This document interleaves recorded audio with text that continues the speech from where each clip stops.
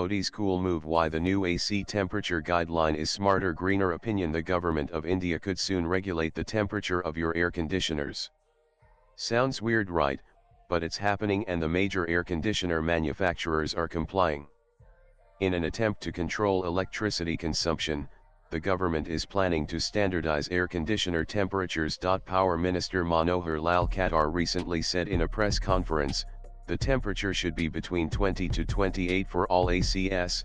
According to these new regulations, I don't think any of us even use the AC at temperatures below 20. While well-intentioned, this one-size-fits-all approach risks overlooking individual comfort needs and begs the question, why is the government regulating the temperature of my air conditioner? The logic is quite clear: to alleviate pressure on an increasingly strained power grid. Air conditioners currently account for approximately 50 gigawatts GW of electricity use, nearly 1/5 of the nation's maximum power load. Approximately 1 billion tons of coal was burned to meet this rising electricity demand. The regulation is important given that more and more people are now able to afford air conditioners, and consequently sales are going up. Over 14 million AC units were sold last year. This has led to a share of household electricity use to rise from 22% in 2001-2013 to 25% in 2022-23. But why is there such a high demand for ACs and residential cooling? In 2024, India recorded 536 heatwave days, the highest in 14 years, with temperatures rising to 49.2 C. It was officially the warmest year. 11,000 heat-related deaths were recorded between 2001-2021. In 2024, more than 200 heat-related deaths were recorded. And even an incremental 1 degree Celsius increase in AC temperature can cut energy use by 6.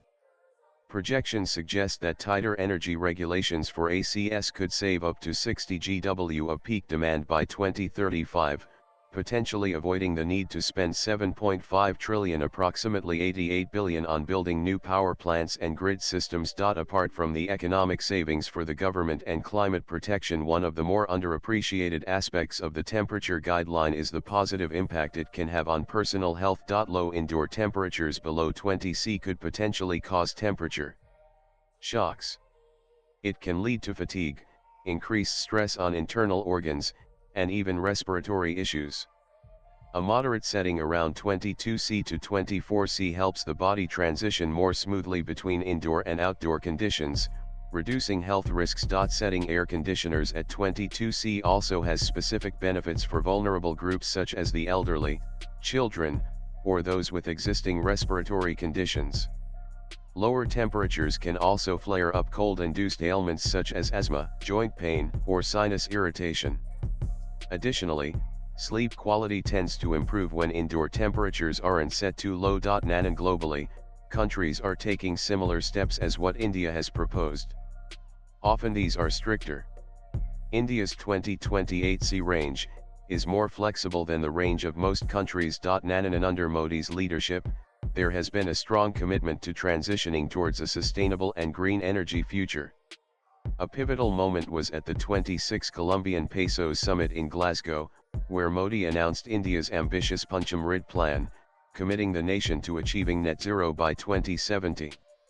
To help fuel this green transition, Modi government introduced sovereign green bonds to attract investment for projects. Domestically, the PM has spearheaded the Green India mission since 2014 to enhance the country's forest cover.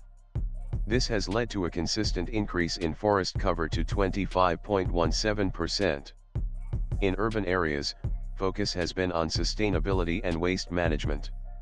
Schemes like Swachh Bharat have reduced groundwater contamination and improved public health. And while AC temperature standardization is the latest government initiative, under the Modi government there has been concerted efforts in reducing electricity consumption. Green building designs are an integral part of the Smart Cities mission. These envisage more use of solar energy, water conservation, smart lighting, and energy-efficient HVAC systems. Many smart city projects have incorporated Griha Green Rating for Integrated Habitat Assessment or IGBC Indian Green Building Council standards. Griha is India's green building rating system, developed by the Griha Council and Terry in 2007. It was revamped in 2019 under the Modi government to align with global sustainability goals and India's climate commitments under the Paris Agreement. High-profile state-backed projects have focused on energy efficiency. Take for example, the Bharat Mandapam, where 43.5% reduction in energy consumption has been achieved through efficient AC systems and the integration of 400 kWp of solar PV panels.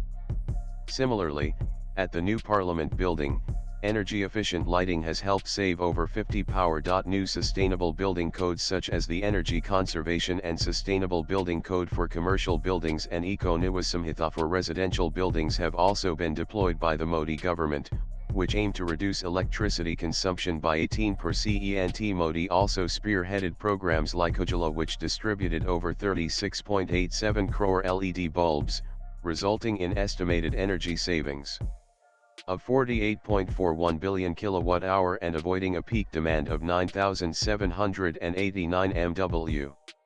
The Street Lighting National Program has installed over 1.31 crore LED streetlights, saving 8.82 billion kilowatt-hour annually. The Modi government has been at the forefront in driving capacity addition to existing power infrastructure.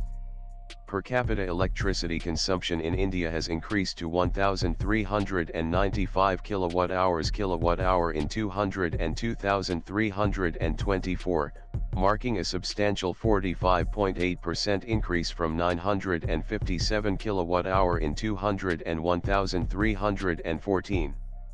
Rural areas now enjoy an average of 21.9 hours of electricity daily, up from 12.5 hours in 2014, while urban areas receive up to 23.4 hours, reflecting significant improvements in reliability and reach. Power generation has been a major focus area.